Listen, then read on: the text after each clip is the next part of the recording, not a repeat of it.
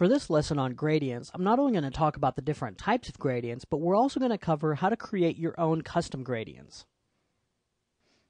So we'll start off by creating a brand new document, and our 512 by 512 example would be just fine. Okay, and here's our background.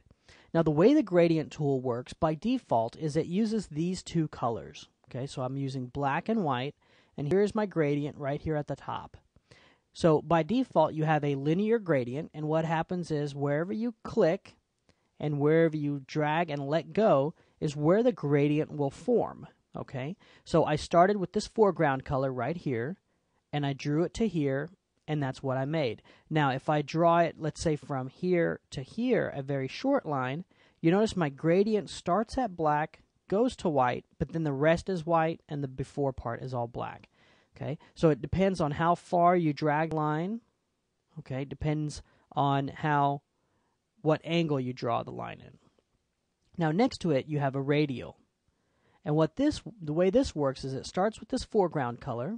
Okay, you click and drag, and wherever you start is where it's going to be the foreground black, and then wherever you let go is where the background color is going to start. Okay, you have a sweep. Now this is a little bit different. What happens is, think of it kind of like a radar screen. I'll draw it in an angle. We start with the foreground and we go in a gradient all the way around until we hit the background. All right. This one is interesting. This is a a mirror, where if I click and drag up, notice I started in the middle of the screen. What happened? Well, it did a mirror reflection of that gradient. So I started in the middle and I went up. I got a black to white gradient, but I also have another black to white gradient right below it. So it just depends on where you pick your colors. Okay. And then the last one is a diamond, and essentially it starts in the center and it's squared off. Okay, so let's pick some different colors and let's talk about how we can do some cool stuff with gradients. So the first thing we'll do is let's pick some new colors. Okay, and I'll just pick linear, and there we go. So we have a red to yellow with orange in the middle. Okay, now to customize this, you have a couple of options up here. Okay, the first one is reverse. So now when I click and drag, it's going to go in reverse order. So you have that option if you want it. You can't change it after you've already put it down. You could obviously rotate it, but you can't switch it around after you've made it. Okay, and then you can use dither. So if you turn that off, you're going to see some banding. Okay, and it may be very difficult to see on your screen, but you're going to see some banding. And if we had transparency in this, you would see the transparency. All right, so where do you get the transparency and where do you get all the other cool functions of this? Well, that's tucked away in the gradient editor. Okay, and you're going to get this by clicking on this swatch, and you're going to bring up the gradient editor. So let's talk about this. What's going on here? Well, right here you have presets, and you can load a whole bunch of really cool presets right here. Okay, and all you have to do is you just pick one, say append, and now you have a whole bunch more. Now with these, you just pick one, and there they are. So if you want to use, let's say, this one right here, you just say OK, click and drag. Even though our colors are set here, we have an override up here. All right, let's bring back the editor, and let's talk about some of these presets. So here's our basic preset, foreground to background, pretty simple. The next one is foreground to completely transparent, which that's kind of nice too. So if you wanted to do an overlay, okay, let's say right here, notice we'll keep this brown and cream, but we added red to the top, and it faded out into the existing ramp, which is nice. So you have that control if you want it. Here's your standard black and white, and then we start picking our own colors. All right, so let's make our very own new gradient, okay? And we'll start with a black and white, and we'll make our own gradient setup here. So the way this works is down below, you can pick the color. So you just select this little guy, pick color, all right, and we'll pick our red. There it is. And then over here, you can pick a color. So we just pick this. And we'll pick, let's pick yellow. There we go. And we can move this, and if we move it in, we choke it in and make a shorter gradient between the two colors if we move it out. And this little guy represents the midpoint, so we can actually shift the color up or down, depending on what you're trying to create. Okay, we can just set this back to 50%. Now the top ones, these control transparency.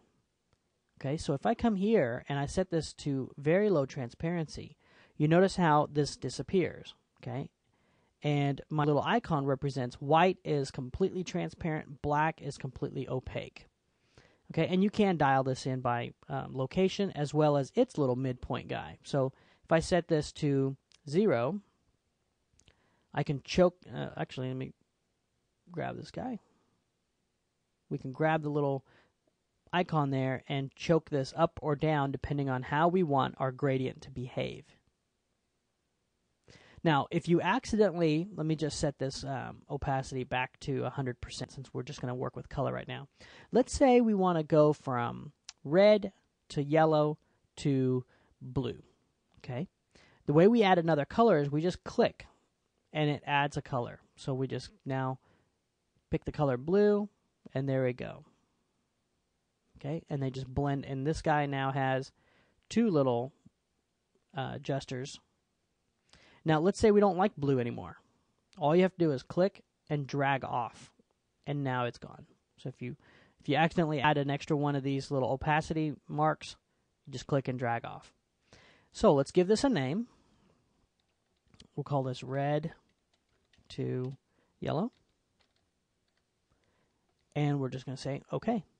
So now what happens is, even if we pick black and white as our colors, in our gradient here in our setup, we're going to have a new setup, which is, let's see, where did we put that?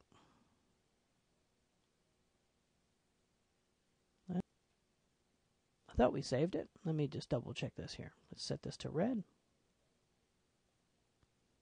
We'll set this one to yellow.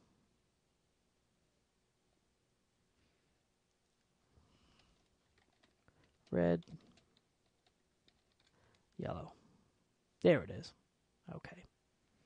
And then we could save that out if we wanted to as a custom gradient group, however we want to do it. Now, one more thing that I want to show you before we leave here is where it says gradient type.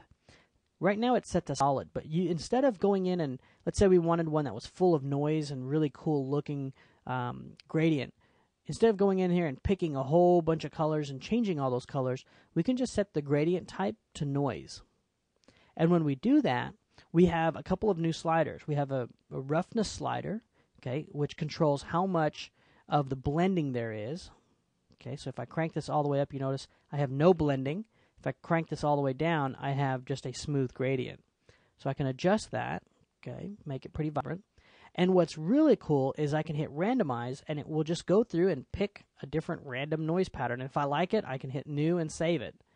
Okay, so let's say we're going to keep cruise until we find something really cool like that. We could restrict the colors. So if I want, I can come in and choke down some of these colors and say we only want to use that color palette. Right? So we have a really cool set of things that we can pick from. Let's come in here. Okay, that looks really cool. Here we go. Click and drag. And you have a really beautiful map that maybe you want to use for reflections in a 3D program, or if you want to use as a mask. You have just a lot of control when you're dealing with creating your own custom gradients. So that's a quick overview of the major features of this editor and what you would probably be using from day to day. If you do choose a solid, let's actually get rid of some of these here. Let me just pick a default. You can adjust the smoothness of this. Let me just pick an area here and add a color. It might be a little bit easier to see. You can kind of see how this affects the blending on either side. Okay, so that's what that smoothness does, is how well does it blend between the color marker and the color picker there. Okay, and we can delete it from right there. So a really neat editor. You can create some beautiful things. I just definitely wanted to show you the noise feature and the randomize feature. So when you want to create some beautiful gradients like this, you don't have to spend the time to pick all the different colors in there.